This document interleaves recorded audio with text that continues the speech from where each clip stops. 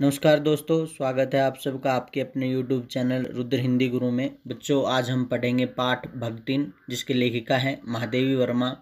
बच्चों, भक्तिन एक स्त्री है जो काम करती थी महादेवी वर्मा के यहाँ पर। ये जो पाठ है उन्हीं के बारे में है। बच्चों, वीडियो को पूरा देखें और चैनल को लाइक करें, सब्सक्राइब करें। बच्चों, ये परिचय दिया हुआ है भक्तिन का कि वो कैसी दिखती थी। छोटे कद और दुबले शरीर वाली भक्तिन अपने पतले होठों के कोनों में दृढ़ संकल्प और छोटी आंखों में एक विचित्र समझदारी लेकर जिस दिन पहले पहले मेरे पास आ उपस्थित हुई थी, तब से आज तक एक युग का समय बीत चुका है। पर जब कोई जिज्ञासु उससे इस संबंध में प्रश्न कर बैठता है, तब वह पलकों को आधी पुतलियों तक गिराकर और चिंतन की मुद्रा में ठुड्डी को कुछ ऊपर उठाकर विश्वास भरे कंठ से उत्तर देती है, तुम पचेका का बताई, यही 50 बरिस से संग रहित है। कि तुम्हें क्या बताऊं कि ये मैं उनके साथ 50 सालों से हूँ। इस हिसाब से मैं 75 की ठहरती हूँ और वह 100 वर्ष की आयु भी पार कर जाती है। इसका भक्तिन को पता नहीं, पता हो भी तो संभवतः वह मेरे साथ बीते हुए समय में रत्ती भर भी कम न करना चाहेगी। मुझे तो विश्वास होता जा रहा है कि कुछ वर्ष और बीत जाने पर वह मेरे साथ रहने के समय को खींचकर 100 वर्ष तक पहुंचा देगी, चाहे उसके हिसाब से मुझे 150 वर्ष की असंभव आयु का भार क्यों न ढोना पड़े। सेवक धर्म में हनुमान जी से स्पर्धा करने वाली भक्तिन किसी अंजना की पुत्री न होकर एक अनामधन्या गोपालिका की कन्या है। नाम है लक्ष्मीन अर्थात लक्ष्मी। पर जैसे मेरे नाम की विशालता मेरे लिए दुर्बल है, वैसे ही लक्ष्मी की समृद्धि भक्तिन के कपाल की कुचित रेखाओं में नहीं बन सकती। वैसे तो जीवन में प्राय सभी को अपने अपने नाम का विरोधाभास लेकर जीना पड़ता है, पर भक्तिन बहुत समझदार है, क्योंकि वह अपना समृद्धि सूचक नाम किसी को बताती नहीं। केवल जब नौकरी की खोज में आई थी, तब ईमानदारी का परिचय देने के लिए उसने शेष इतिवृत्त के साथ यह भी बता दिया, पर इस प्रार्थना के साथ कि मैं कभी नाम का उपयोग न करूं। उपनाम रखने की प्रतिभा होती तो मैं सबसे पहले उसका प्रयोग अपने ऊपर करती। इस तथ्य को वह दयातिन क्या जाने।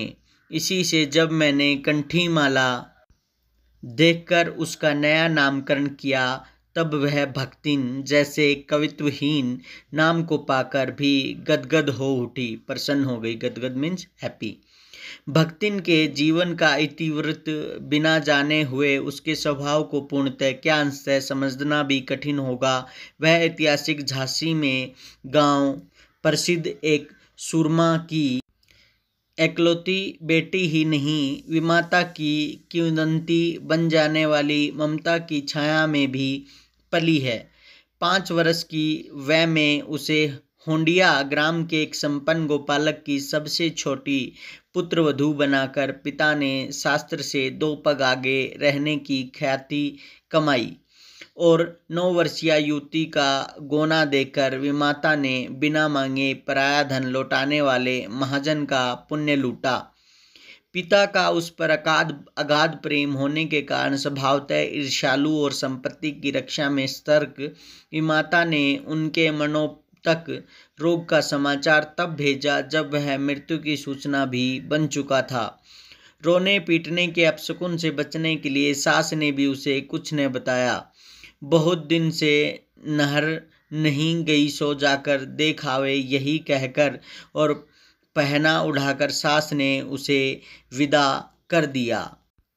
इस अप्रत्याशित अनुग्रह ने उसके पैरों में जो पंख लगा दिए थे, वे गांव की सीमा में पहुंचते ही झड़ गए। हाय लक्ष्मीन अब आई की अस्पष्ट पुनरावृत्तियां और स्पष्ट सहानुभूतिपूर्ण दृष्टियां उसे घर तक ठेल गई, पर वहां न पिता का चिन्ह शेष था, न विमाता के व्यवहार में शिष्टाचार का लेस था। दुख से शिथिल और अपमान से जलती हुई वह उस घर में पानी भी बिना पिए उल्टे पैरों ससुराल लौट पड़ी। सास को खरी खोटी सुनाकर उसने विमाता पर आया हुआ क्रोध शांत किया और पति के ऊपर गहने फेंक फेंक कर उसने पिता के चिरबिछो की मर्म व्यथा व्यक्त की। जीवन के दूसरे परिच्छेद में भी सुख की अपेक्षा दुख ही अधिक है। जब उसने गेहुए रंग और बटिया जैसे मुख वाली पहली कन्या के 2 संस्करण और कर डाले, तब सास और जेठानियों ने ओठ बिचकाकर उपेक्षा प्रकट की। उचित भी था, क्योंकि सास 3 कुमाऊं वीरों की विधात्री बनकर मलेरिया के ऊपर विराजमान पुरखिन के पद पर अभिषिक्त हो चुकी थी और दोनों जेठानियां काक भुषंडी जैसे काले लालों की क्रमबद्ध सृष्टि करके उस पद के लिए उम्मीदवार थी। छोटी बहू के लीक छोड़कर चलने के कारण उसे दंड मिलना आवश्यक हो गया। जेठानियां बैठकर लोक चर्चा करती और उनके कलूटे लड़के धूल उड़ाते। वह मट्ठा फेरती, कूटती, पीसती, रांधती और नन्ही लड़कियां गोबर उठाती, कंडे पाथती। जिठानियाँ अपने भात पर सफ़ेद राब रखकर गाढ़ा दूध डाले और अपने लड़कों को उठते हुए दूध पर से मलाई उतार कर खिलाती।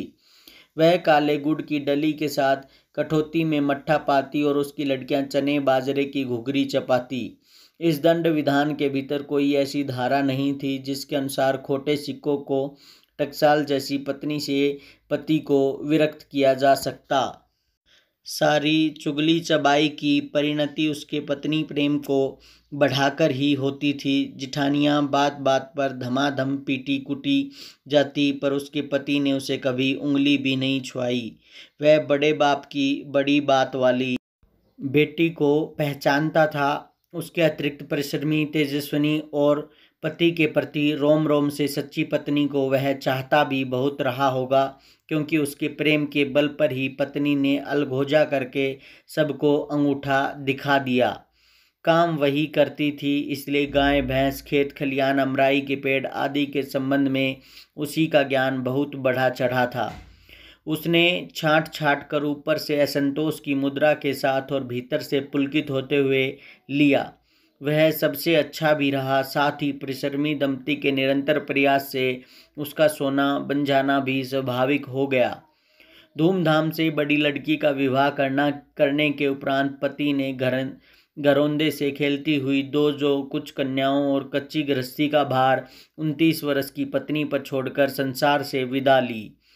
जब वह मरा तब उसकी अवस्था 36 वर्ष से कुछ ही अधिक रही होगी, पर पत्नी आज उसे बुढ़ऊ कहकर स्मरण करती है। भक्तिन सोचती है कि जब वह गई तब क्या परमात्मा के यहाँ वे न बुढ़ा गए होंगे, अतः उन्हें बुढ़ऊ न कहना उनका घोर अपमान है।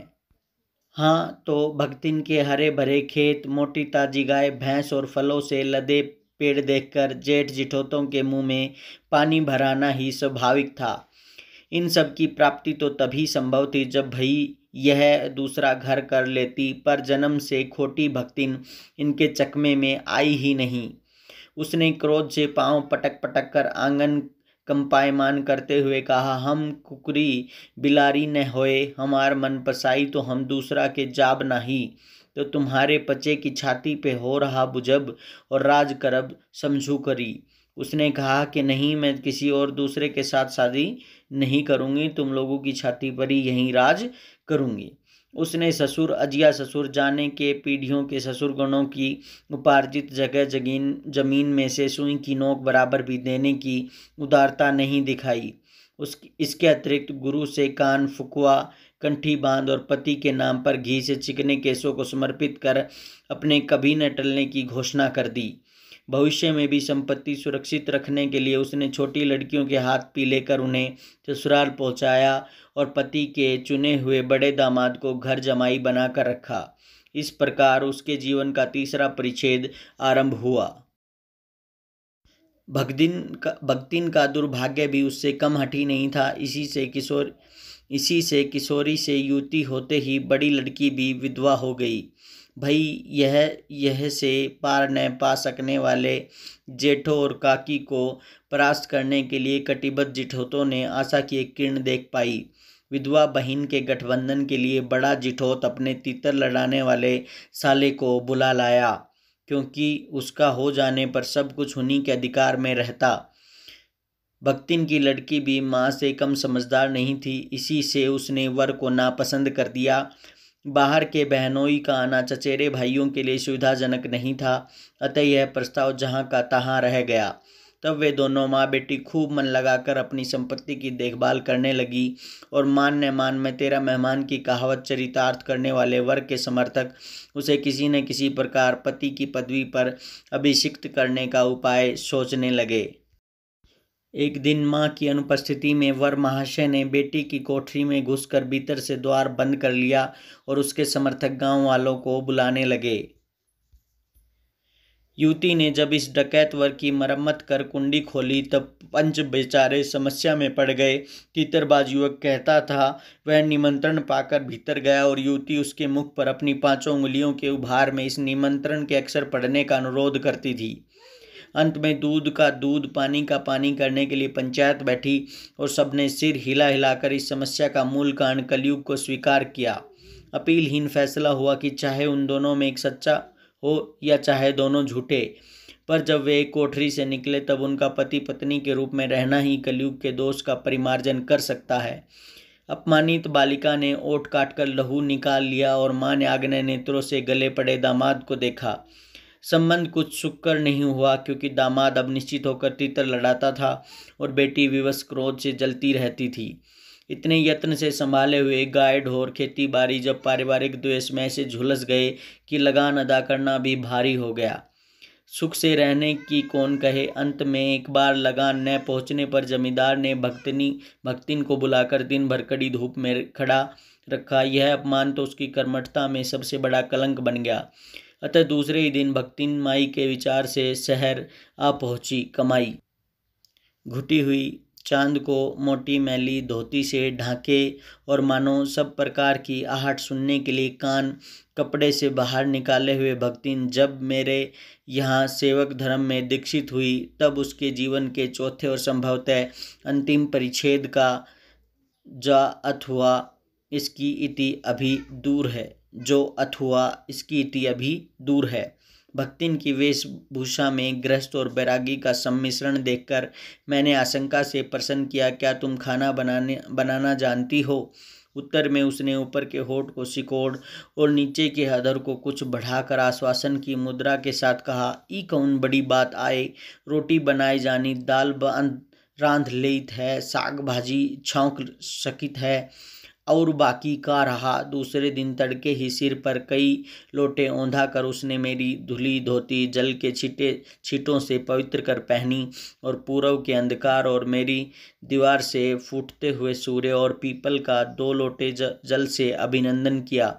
2 मिनट नाक दबाकर जप करने के उपरांत जब वह कोयले की मोटी रेखा से अपने साम्राज्य की सीमा निश्चित कर चौके में प्रतिष्ठित हुई तब मैंने समझ लिया कि सेवक का साथ टेढ़ी खीर है। अपने भोजन के संबंध में नितांत वितराग होने पर भी मैं पाक विद्या के लिए परिवार में प्रख्यात हूँ और कोई भी पाक कुशल दूसरे के काम में नुक्ताचीनी बिना किए रह नहीं सकता। पर जब छूत पीक पर प्राण देने वाले व्यक्तियों का बात बात पर भूखा मरना स्मरण ही आया और भक्तिन की शंकाकुल दृष्टि में छिपे हुए निषेध का अनुभव किया, तब कोयले की रेखा मेरे लिए लक्ष्मण के धनुष से खिंची हुई रेखा के सामने दुर्लंघ्य हो उठी। निरुपाय अपने कमरे में बिछौने में पड़कर नाक के ऊपर खुली हुई पुस्तक स्थापित कर मैं चौके में पीढ़े पर आसीन अनाधिकारी को भूलने का प्रयास करने लगी। भोजन के समय जब मैंने अपनी निश्चित सीमा के भीतर निर्दिष्ट स्थान ग्रहण कर लिया तब भक्तिन ने प्रसन्नता से लबालब दृष्टि और आत्मतुष्टि से आप्लावित मुस्कुराहट के साथ मेरी फूल की थाली में एक अंगुल मोटी और गहरी काली चित्तीदार 4 रोटियां रखकर उसे टेढ़ी कर गाढ़ी दाल परोस दी। पर जब उसके उत्साह पर तुषारापात करते हुए मैंने रुआसे भाव से कहा, यह क्या बनाया है, तब वह हतबुद्धि हो रही। रोटियां अच्छी सेकने के प्रयास में कुछ अधिक खरी हो गई, पर अच्छी हैं। तरकारियां थी, पर जब दाल बनी है तब उनका क्या काम। शाम को दाल न बनाकर तरकारी बना दी जाएगी। दूध घी मुझे अच्छा नहीं लगता, नहीं तो सब ठीक हो जाता। अब न हो तो अमचूर और लाल मिर्च की चटनी पीस ली जावे। उससे भी काम न चले तो वह गांव से लाई हुई गठरी में से थोड़ा सा गुड़ दे देगी। और शहर के लोग क्या कलाबत खाते हैं, फिर वह कुछ अनाड़िन या फूहड़ नहीं। उसके ससुर पितिया ससुर अजिया शादी ने उसकी पाक कुशलता के लिए न जाने कितने मौखिक प्रमाण पत्र दे डाले हैं। भक्तिन के इस सार गर्भित लेक्चर का प्रभाव यह हुआ कि मैं मीठे से विरक्ति के कारण बिना गुड़ के और घी से रुचि के कारण रूखी दाल से एक मोटी रोटी खाकर बहुत ठाठ से यूनिवर्सिटी पहुंची और न्याय सत्र पढ़ते पढ़ते शहर और देहात के जीवन के इस अंतर पर विचार करती रही। अलग भोजन की व्यवस्था करनी पड़ी थी। अपने गिरते हुए स्वास्थ्य और परिवार वालों की चिंता निवारण के लिए, पर प्रबंध ऐसा हो गया कि उपचार का प्रश्न ही खो गया। इस देहाती वृद्धा ने जीवन की सरलता के प्रति मुझे इतना जागृत कर दिया था कि मैं अपनी असुविधाएं छिपाने लगी। सुविधाओं की चिंता करना तो दूर की बात, इसके अतिरिक्त भक्तिन का स्वभाव ही ऐसा बन चुका है कि वह दूसरों को अपने मन के अनुसार बना लेना चाहती है, पर अपने संबंध में किसी प्रकार के परिवर्तन की कल्पना तक उसके लिए संभव नहीं है। बच्चों, ये भक्तिन पाठ का पहला भाग था। दूसरा पाठ हम बच्चों दूसरे वीडियो में पढ़ेंगे। चैनल को लाइक करें, सब्सक्राइब करें, शेयर करें, कमेंट करें। धन्यवाद।